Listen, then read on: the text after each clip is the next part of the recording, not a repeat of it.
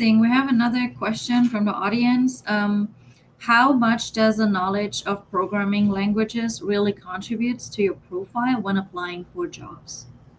Ooh, all right. So, two sides to this coin here. There are plenty of technical roles, right? When people think of programming, I would associate these to either like pen testing, automation, and to an extent, kind of your general like threat analyst, right? You're going to be building in-house tools to detect threats, but the good news is I would say I'm a lot less programmatically inclined here as my peers, but that doesn't mean it's a weakness. I know.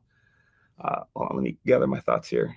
So, if you want to apply to a more technical role, obviously having Python, Bash, anything that helps with automation is going to be a big plus. If you are delving into red team, I would say the same thing. However, these are your cookie cutter type of jobs. This is what everyone thinks of when they think, I want to be in cybersecurity, I want to be a hacker, I want to have a terminal open and be typing a lot of code. But you guys, or I guess the public then forgets the more business oriented side of cybersecurity. And that would be kind of like the script kiddie, the button pusher, I call them the whack-a-mole roles. So kind of the like an issue pops up and you have a tool provided through a vendor, let's say like an antivirus, right? Just general administrative roles, or in this case, let's use like a SOC analyst, for example. Um, it's a lot of policy, it's a lot of writing, it's a lot of review, and a lot of inside knowledge about your business that has nothing to do with coding. So I would say for bare bones, you got to know Bash, you got to know Python, sprinkle in a little bit of Java, and you'll be a qualified candidate in either one of these type of roles. Now, if you want again the red hat dream cybersecurity job, you are going to have to uh, have a lot of Git points, have a lot of projects that you're able to share, and at this point, I would say just build apps. So again, this is not my area of expertise, but what I do see is if you're technical, you're going to want to really lean in to your technical side.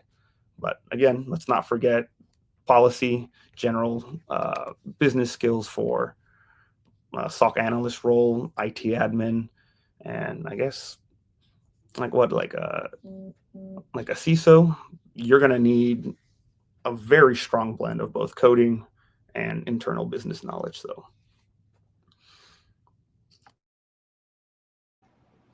Yeah, so it depends. It's actually depends on the role that you are picking up, whether you need programming language or not. As Eduardo mentioned, there are different areas in cybersecurity. Like if you're going for the risk or audit or something like that, you don't need the coding that much.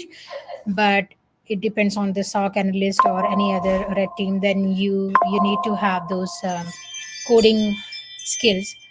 But the basic Linux command, like you should know the commands and um, basic programming, like simple programming, that should be sufficient.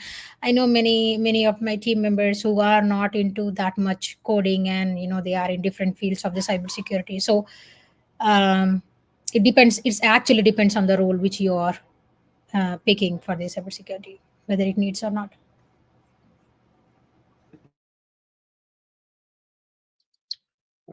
I would say for this question, of course, I don't have the experience, so just listen to these two, Eduardo and Sangeeta. They're the pros here.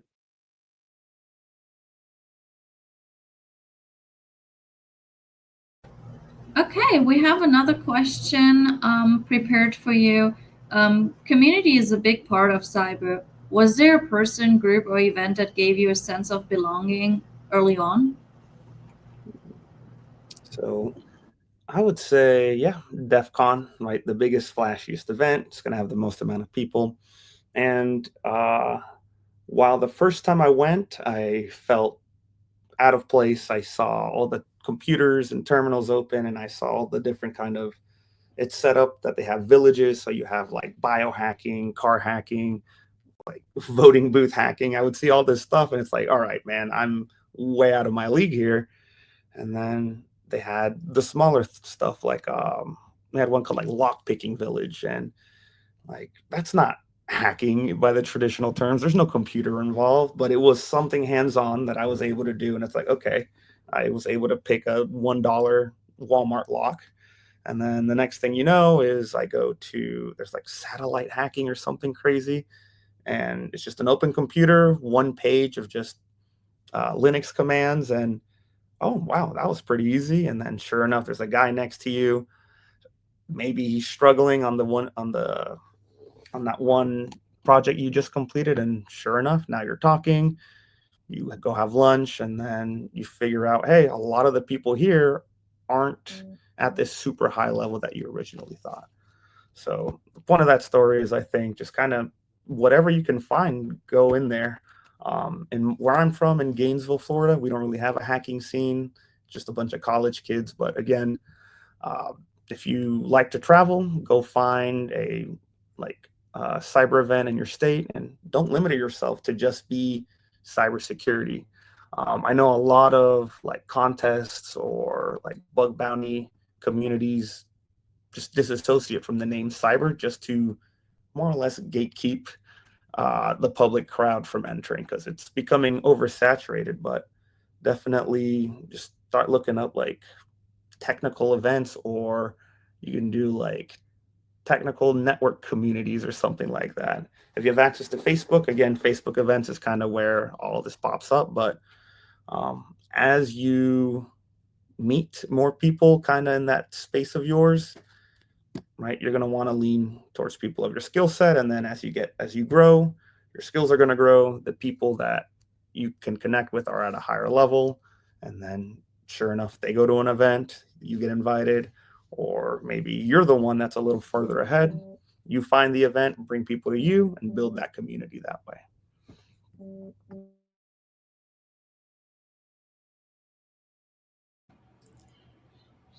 For me, I go. Um, for me, I just whenever I get the chance, I go to the local events which we have in the states.